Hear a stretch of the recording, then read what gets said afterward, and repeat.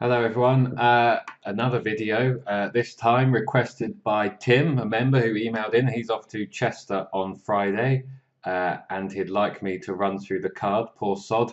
So that is what I'm going to do. It is, what is it, 20 to 3 on Thursday afternoon. And yeah, I will try and get this done by the 3 o'clock at Doncaster, which I want to have a quick watch on, because I may have put a fiver on the Luca Comani horse, and we'll see how that one gets on at 7 to 1. So, where am I going to start? As always with these videos, they're not tipping pieces really. You know, selectivity and specialization when you're attacking a kind of card cold is important. I as yet haven't gone through the trainer track profile stats. But of course you'll see those in the members post above this video, and you can use that information alongside anything that I may say as I flick through. So yeah, watch it with a notepad. I would use as starting points to kind of focus on other races, to focus on or to lead you to horses or races within the card that you may want to look at a bit further and a bit closer, and hopefully you find some useful information. I'll look at trainer form as always, speed ratings, Chester of course, draw and pace, and the ability to front run or run handily can be important. And also a few stats, which is where I'll start with. So you may want to note these down. I'm simply within the GG's, one of the trainer stats reports for tomorrow, looking at course 5-year form. At the moment, this is all runners. I'll just update that to make sure that's the case. I will organise by track. So you can see here, Andrew Balding, all runners, they're pretty decent stats. £1 on all of his runners here over the last 5 years would have won you 75. That's quite good. 23% above market expectations, as you can see, and the impact value is good as well. So you can note down those three, and I'll try and remember them and probably keep flicking backwards and forwards when I touch on the card. So this is all runners, remember, so we've got him. Haggis has some good stats, although they're generally well punted, but they still do okay on the figures. So Balding, Haggis, Varian, again, they're solid stats, especially the place stats, so take note of that horse there. Alan King does quite well. So you've got those two there. You can note down, pause the video, take a note, whatever. Use these as starting points, as ways in when you go to the races and have a closer look. Charlie Appleby, as you can see there, does quite well. You'll see where to focus on his in a moment when I click on the handicap stats. Ian Jardine doesn't do too badly. This horse looks like it. Well, we'll have a closer look when I look at the race. I was thinking that might be a first-time starter, but the horse is age 5, so that doesn't sound right. So we'll see about that one. Excuse me, I just sneezed then. Hence I paused. I'm back. So that's Jardine. Not many runners here, but they've run well, and his yard's in good form. Kevin Frost doesn't send many here, but from the 3 he has, he's had a winner at a decent price. And Marjorie 5, that's quite a small sample, but there's that one as well. So that's all runners. If we have a quick look at handicaps, if I update, so I've clicked the handicap, this is just highlighting, I should say, trainers with at least a 20% win strike rate. If I go back to track again, you'll see Balding's there, solid. Haggis has improved. Oh no, I'm not sure if he has, but I don't think he's got any handicap runners here. Alan King, well, it looks like he's only had one non-handicap runner, is it? Because he was 5 from 17. So all of his runners are worth a look. Varian looks like he doesn't have any handicap runners. Appleby's the one you may want to take note of. He's 4 from 20 with all runners, but all 4 winners have been in handicap, so you may want to note that down, and this horse may be of interest. I should also add, I'm looking at this, we don't have the market or any odds or anything else as yet, so who knows if I'll be focusing on favourites or the odd outsider. But that's always quite a good thing to do, really, go through a card without knowing the odds, because that can influence your thought process. So that's those. I hope you've noted those down and to use as you please. As I do a quick whistle stop tour, I'm 4 minutes and 36 seconds. The ground is soft at Chester, so it might take some getting. We've got a novice stakes here. Not many of these have had runs. I should note that Tom Dascombe is 3 from 16, 7 places at Chester with his first time out 2-year-olds. You would think on jockey bookings that Spud may be the most interesting one in the sense that Franny Norton is at Chester, and we know he is a bit of a Chester specialist. He rides the track very well.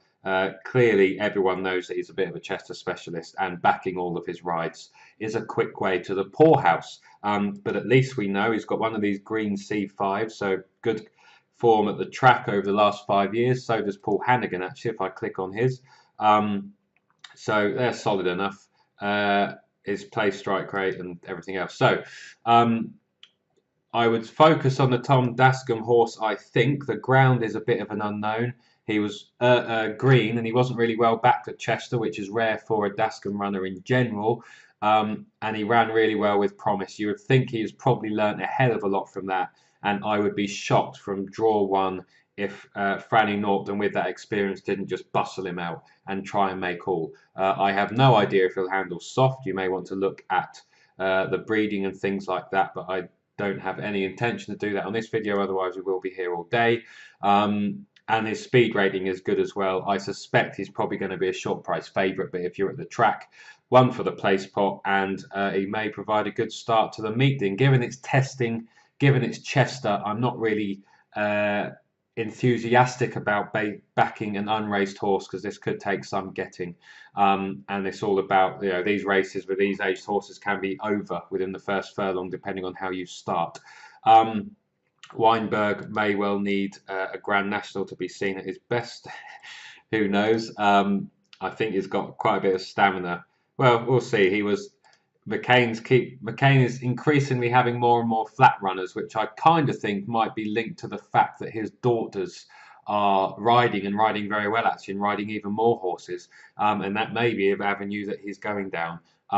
You wouldn't have thought him training 2-year-olds was something he was doing a few years ago. I'm not really sure, but this one was a slower way and may have to come on a bundle, but you never know. I'd kind of look at Spud. And I wouldn't go too mad on anything else, but you can do with the rest of that as you please. If we just have a look at first-time 2-year-olds, well, Mr. West isn't very good over kind of middle distances on the flat, as you can see there. And his first-time starters are okay, but that kind of stat there would influence me, as would his overall figures. Crisford, first-time 2-year-olds are 10 from 84, so solid. So if he wants to ready them, he can, and some generally go in at a price. And he doesn't send many to the track, but he has had a winner. So the market may guide on his readiness, but again, whether he gets the ground, I have no idea. That will sap the stamina. So I'd want to go one that's raced. Spud will probably be too short. I wouldn't, depending on the price of Weinberg. Suddenly it's his second start. His soft ground, McCain definitely can train stamina into them, given he's a jumps trainer. He doesn't have a great record here, in fairness, but given I don't think he's had that many on the flat over his career, well, he has had 68 runners, I suppose, but is it just me? But I'm sure I've noticed more in the last, well, recently. And he, of course, is in form. I can't think that horse is going to do anything, but he might be a massive price on the tote. And for £2 beer money, you never know. But I think Spud would be the focus there in a race that I wouldn't go too mad on, given the type of race it is. Likewise, Nursery Handicap. I should point out, well, Kevin Ryan's in form, and he is 1 from 4 2 places with handicap debutants at Chester, so that's a positive. Not many runners. The speed rating's a bit of a negative, but I'm a bit uneasy with those with lightly raced horses, and you just... Well, if the price is okay, we'll see. He's a last time out winner. He's low drawn. He may not be up to much in terms of price. And you have Going is a complete unknown. His recent form has been on good to firm, and he steps up a furlong, which looks like it will suit. Ground, you're guessing a bit. And when you're guessing, you want a decent price. And as I speak to you, I have no idea what price the Kevin Ryan Beast will be. If we have a look at speed ratings, who maybe want to focus on there? Gabriel the Devil has had a few runs, doesn't seem to have done much. I should, I suppose, click the Instant Expert tab. That would help, wouldn't it? Instead of me flicking through. So Magnus is the only winner on soft. And just because of that, and you've got inexperienced horses, his speed rating looks okay, he is probably worth a trackside bet on that basis, I think. And he's the only one that's run and placed on it. Now, something's probably in here is going to handle it. They're probably going to step forward. Any of you breeding experts may take a view on such things. Stamina looks to be a question, but it is a Tom Dascombe horse, and he won his maiden and he stayed on. Let's just have a look. Prominent midfield. I'm just having a look here. Chester ran over 6 furlongs on good to soft in a class 4. Not much room on in a some headway final furlong. So that run would suggest a 7 furlong is going to suit. Then he ran at Haydock, and he didn't do too great, but I don't know, he led. You never know if he went too fast or if that was a day where leading was not a good place to be at Haydock, depending on whatever the conditions. And it looks like he's used to leading, so at least he's low drawn, and Magnus is the only soft ground winner, is Tom Dascombe, and he's going to try and lead. Whether or not Franny Norton lets him get an easy lead, because he always likes to lead if he can. It's a nursery handicap. I would... Well, you know, I wouldn't be touching the race if he wasn't at the track, but the Kevin Ryan one is interesting because it's handicap debut. I'd want to see what the price is. Tom Dascombe is Tom Dascombe. He's not in the best of form, but enough of placing not to necessarily be put off if the price is okay. You've got Andrew Balding, who we know does well here. So this is a bit of a minefield of a race, really, isn't it? At least this one's in form. So, yeah, I'm not sure what I think about that. Let's have a look at pace. I should think Norton will be up there. Magnus will be up there. Fire K may hold off a little bit and just track the pace because they're probably riding for stamina, especially in this ground. You've got the Throssels for Kevin Frost because of his... I'm just looking at first time in a handicap. Okay, so yeah, 0 from 10, 0 places. 0 from 13 with last time out winners in the last 2 years. They're not great stats. But again, he and his... what's he been running on? Well, the fact they sent him to York is interesting. I mean, they're not big stats. I mean, and he's booked Nolan. The Throssels might be interesting. Again, I don't know the market. He might be a decent price. I mean, you could just go around in circles with this race, clearly. And you can come to your own conclusions. You've got lots of lightly raced, handicap debutants, hardly anything on the clock. Not a race I'd go mad on. You can use some of that information I've just discussed, the speed ratings, the pace. The fact Magnus is the only soft ground winner would make me have a go, I think. The Throssels might be a decent price. If he is, he might be worth something on the tote.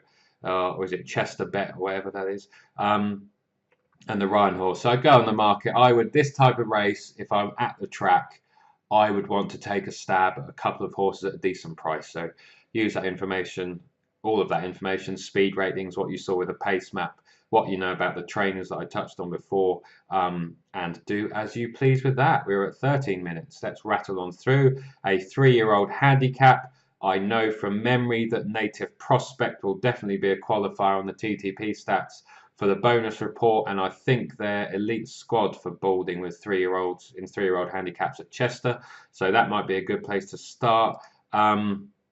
His runners are going okay. You've got lots of trainers in here who could have good records at the track, so that's thrilling, isn't it?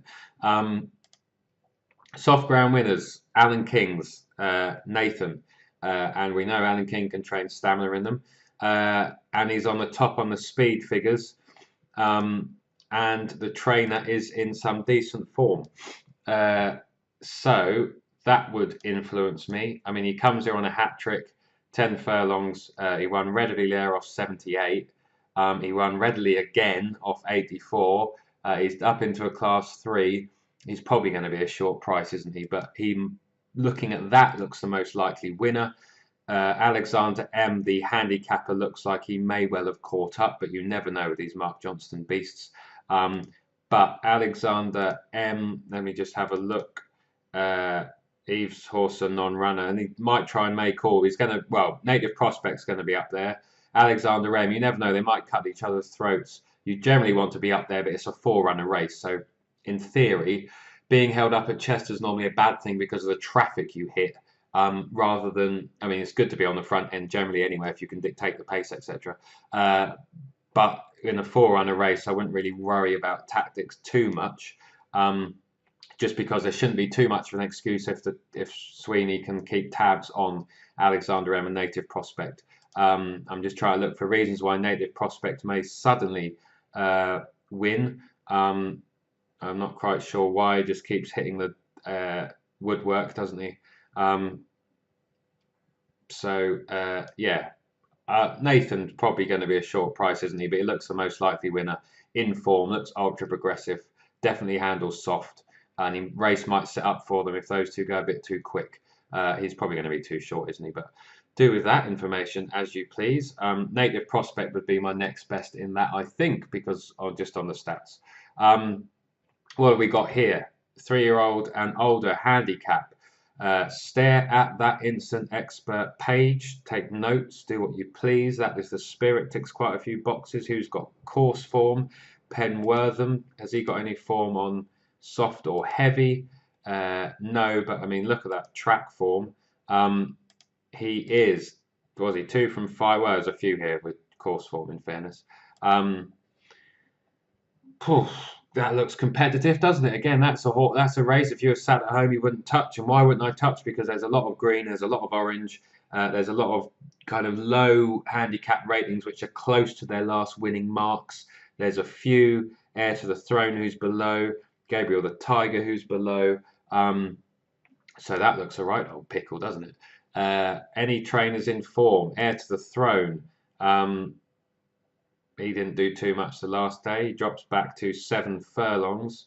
So who knows? And looks like he might be a non-runner. So best not focus on him. Let's have a look at the speed ratings for you to take note of. Luis Vaz de Torres is up there. It's quite a lot here, though. Quite closely linked, aren't they? Plenty in the 80s. This looks a toughie, doesn't it? Pace, any way in there? Well, now the problem here at Chester, because if you're low drawn, you generally want to get a prominent position. And the 2 front runners are high drawn, but that's okay if they can get out.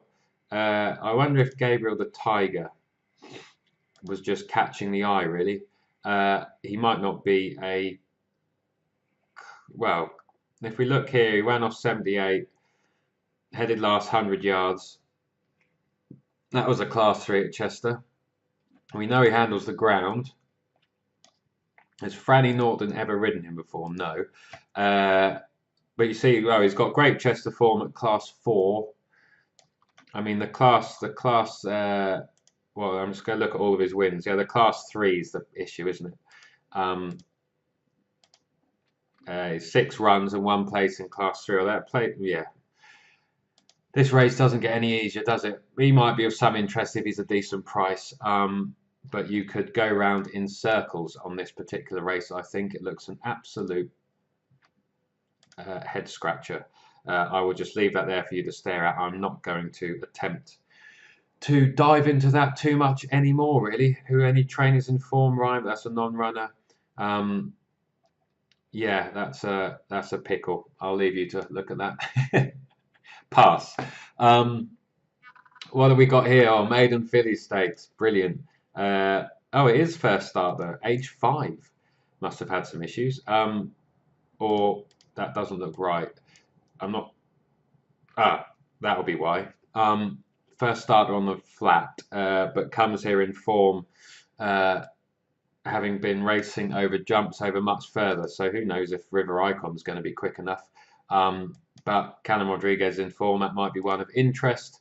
You've got nothing much going on here. Clemency has one on soft. Songmaker has placed in the class, so you may want to focus on those couple. So yeah, take note of those. Any raced on heavy? No. Well, Clemency again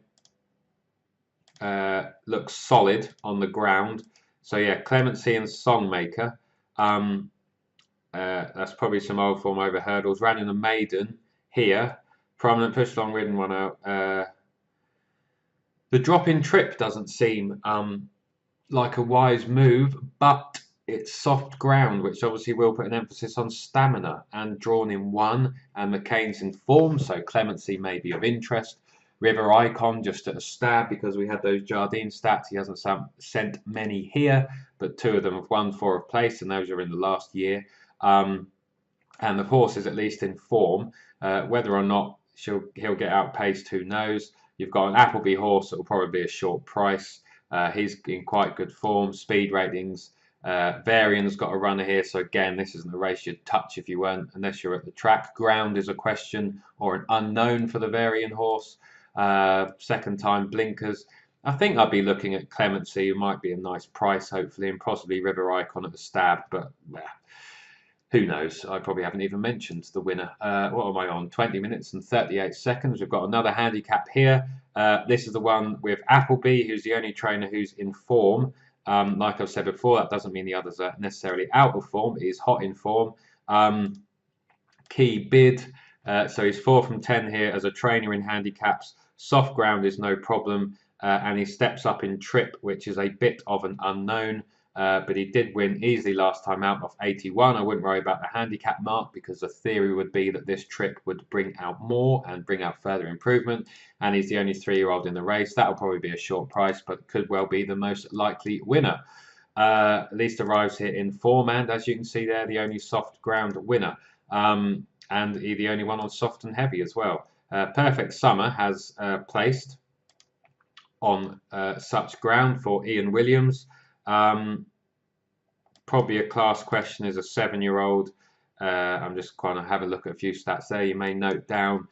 So Key Bid's probably the most likely winner. If we look at pace, and I possibly could make all, or at least will be in the right place. Franny Norton is on a Johnson horse that's normally held up, but he may suddenly switch tactics and try and make all. So that's that really. Key Bid might be where my eyes would focus, but you've got all that information touched on in various different things. You've got the Instant Expert tab on the win, on the place, and you'll have a look at the pace and the speed ratings. Do with that as you please. Like I said, this isn't a tipping video as such because unless I have a stats weigh in with these, like the price, etc., I wouldn't kind of be looking at these races in general. And as I've said, going through a card in this brevity clearly is not going to make you rich over time, which is why you need to use as starting points and hopefully take note of some of the things I've said and have a closer look at the horses. That's really just a caveat for me, isn't it, when most of them fall out of the back of the TV. But there we go. Soft through to heavy. I'm just, it's approaching 3 o'clock at Donny. I'm going to pause while I watch the Luca Kamani horse hopefully hack up. So back in a second. Oh, well, a good run for my £5 on the Kamani horse there. I thought he was going to get up, but the winner has made all and dictated steady fractions, which can be dangerous every now and then. Good little race that. But no damage done, or not too much damage done. Right, back to Chester. We're on 23 minutes, as always. These videos go on a bit longer. Are we on the last race? We are. For gentlemen, amateur riders, superb. Echo of Lightning, as you can see there, ticks a lot of conditions boxes, quite a bit of amber there. I wouldn't necessarily worry about handicap marks too much in this because it would probably come down to how you handle the track and more importantly the jockey, possibly. But clearly there's a few here. You've got B52 who is way below his last winning mark. If I click on place just on soft and heavy, you can see there, you can note those down, who's got form, placed form with cut in the ground. Maggie Pink, although that speed rating looks a bit low, that may be an anomaly. B52, various other things there. Let's have a look at pace. What have we got? Well, there's not any really regular out and out front runners. I would be interested in B52 from stall 7, who they should try and get out and make all, I think. Well, I would if I was them, from box 3. And what else did I want to point out? Well, if you look at trainer form again, McCain, I mean, he is like we said, the last 5 years, 0 from 17, 2 places. It'll be interesting if he can get off the board here, given he's in cracking form and he seems to be sorting out his flat operation as touched on. He's only ever run 12 horses that ran within the last 7 days in the last, this will be 2 years, these stats here, and 3 of them have won, so that's not too bad. Why I focused on him, so I did have a flick through before, is because of his speed rating, which is massive. And on that basis, on the fact his draw's okay, the trainer's in form, James King's decent, and that 75 does catch the eye somewhat. And I would be tempted to have a go on him. I'm not sure if he handles soft, and he certainly doesn't look like a class 4 animal, does he? 0 from 18.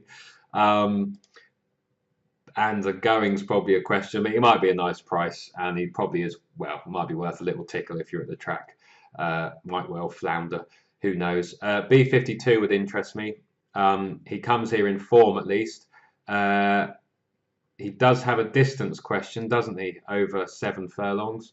I am not sure if he's raced over it many times. No, he hasn't.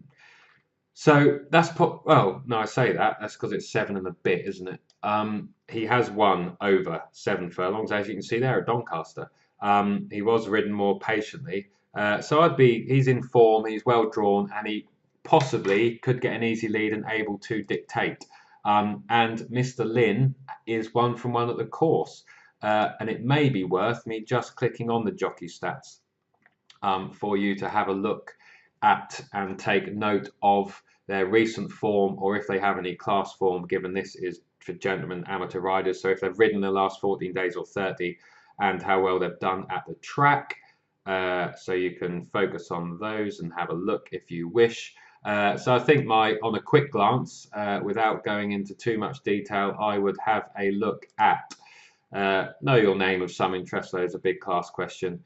B52 may be of some interest given he's in form and he does stay 7. Whether or not he sees out this 7.5, who knows. And on the Instant Expert, nothing jumped out too much. Echo of Lightning for Ellison, actually, so that's an interesting one. Maggie Pink to an extent. So Echo of Lightning, Maggie Pink, Know Your Name, and B52 might be where I started to have a look at things. I think those 4 may be a good way in, but that of course is a very brief look.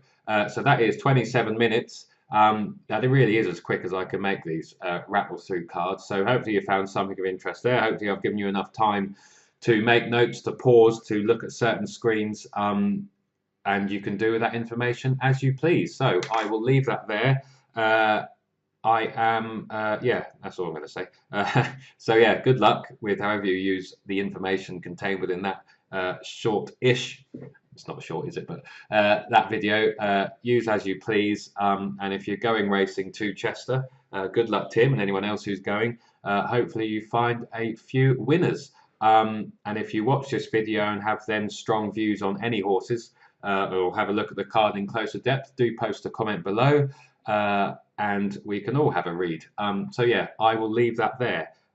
So yeah, this is me saying bye again, and bye for now. I'll be back at some point next week, I should think, in video form. So yeah, have a great weekend. This is Josh saying bye for now.